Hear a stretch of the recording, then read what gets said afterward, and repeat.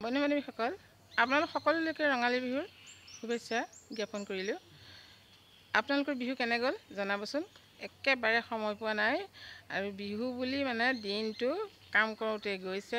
এই চাহ খোৱা, জলপান খোৱা, বাচন ধোৱা, সিমানেই আৰু মানে ভিডিঅ' এটা বনাবলৈ সময় পোৱা নাই বুজিছেনে।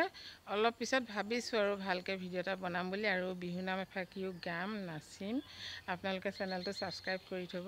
মই এতিয়া বোলো দুআষাৰ কৈ লওঁগৈ, নহ'লে চেনেলটো একেবাৰে বিহু বুলি উদং হৈ আছে নহয়, বেয়া লাগিছে আৰু বাকী ভালো লাগে দিয়কচোন। বিহু বুলি আজৰি নাই মানে পিঠা পনা চাহ জলপান খাওঁতে দিওঁতে সময় বহুত গুচি যায়, আৰু নিজেও নতুন কাপোৰ এটা পিন্ধি আৰু ওলাবলৈ মূৰটো আচুৰি সময় নাপাওঁ। আপোনালোকৰ কেনেকুৱা বাৰু কওকচোন। মোৰ কিন্তু একেবাৰে সময় নহয়। প্ৰথমতে ওলাই আহি দুআষাৰ কথা আপোনালোকৰ আগত এয়া পাতিছোঁ।